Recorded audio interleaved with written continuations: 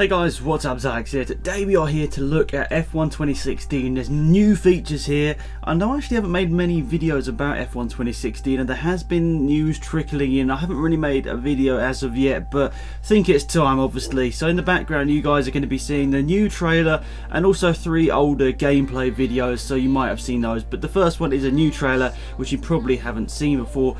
Well, I'm a little bit late, so you might have seen it already. So anyway, F1 2016 news coming in today, that some really cool stuff has been put into the game which we've been asking for a long time. Something that a lot of people have asked for a long time is that formation lap where you can, get the heat into the tyres, maybe to get that slight advantage over the AI leading up to the race start. Something a lot of people have asked for, which I think is really cool.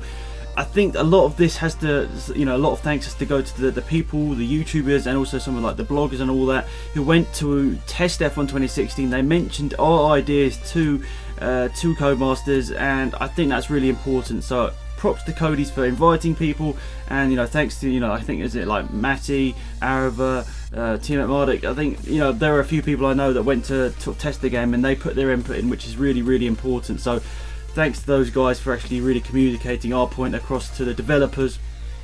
So formation lap is cool, but you also can do manual race start. So if you're not very, building up the revs, you don't know how to place the clutch and whatever in the, or not sorry, place the clutch, build the revs to the right position, you might get a really bad start like Mark Webber normally does. I think it's like Mark Webber mode, a lot of people are saying. You get a really bad start here on F1 2016, which is cool, but I don't know, personally maybe I won't have that feature turned on because I don't know whether I'll probably get rubbish starts every time, so maybe I'll leave it on manual for that. But the formation lap, definitely think I'm considering.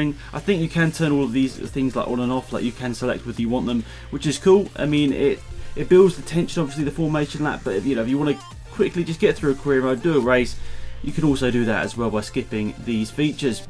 In the first trailer they also showed off the new features, or like the sort of slightly different parts of the game where like time of day editor, action in the paddock, hospitality areas, talking to your engineer, including showing your engineer and agent in the pit lane, and that makes it just feel like more of like you're actually driving the car. For example, like having F1 2010, F1 2011 had those features. Like why they were taken out, I'm not really too sure. They had sort of the base idea, so for me it was always cool to have that stuff back. And look at these trailers, it does look pretty good, to be perfectly honest. Something else that it's minor, but it adds a lot to me that I've seen in the trailer, is that when you crash, your wheel doesn't just fly off everywhere. It's attached with a tether, and I think that's a small thing, but it makes it a lot more realistic at the same time, because F1 tyres don't go flying all over the place nowadays.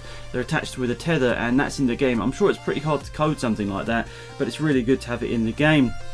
Something else which has already been announced but I think is cool is the safety car and the sort of virtual safety car we've had for a couple of years now, both in the game. Obviously the safety car was taken out for 2015 for some strange reason, but it's back now, as is the virtual safety car, which obviously it's in Formula 1, so it makes sense for it to be in the game now, and that's nice to see that is in the game. And they also say about the clutch and obviously manual start, your reaction time here, this is sort of a quote from the article, your reaction time is vital. Too early and you risk a jump start or getting stuck on the grid if you sort of mess it up a bit with the anti-stall. So that is really cool. So yeah, I'll leave a link to the blog below, which I'm sort of reading off of here to make sure I don't get some of these details wrong.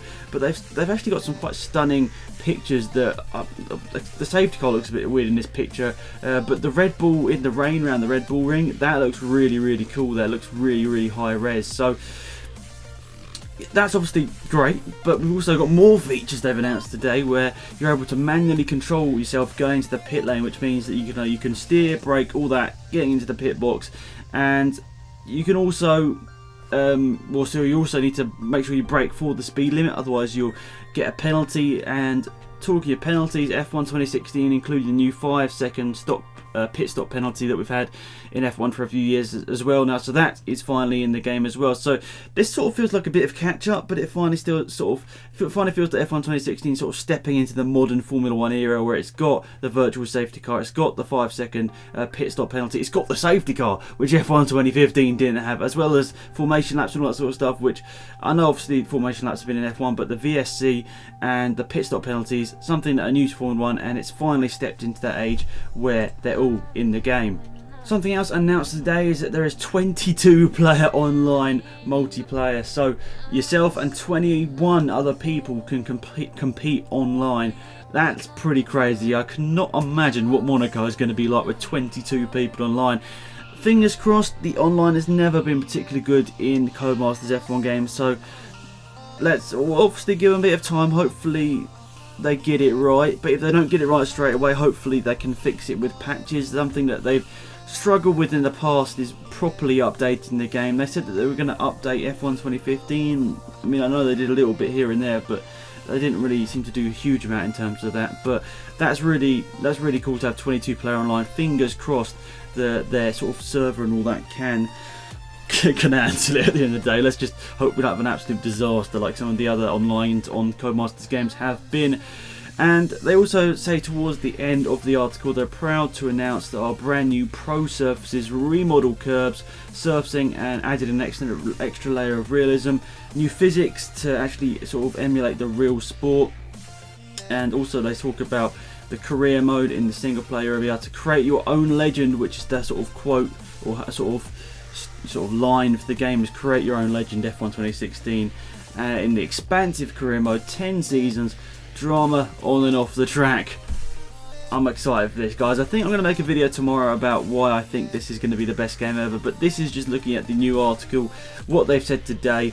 Obviously key pointers looking at today: 22 player online, the virtual safety car and all that has already been talked about, but manual control in the pit lane is something important, the formation lap, and what else was there? One other important thing, I forgot it now. You probably have heard in the video. Lots of interesting stuff in F1 2016. Really pumped for this, guys. Looking forward to it in about a month's time now. So yeah, thank you for watching. Hopefully you enjoyed the video. It's been Alex Mad here. Goodbye.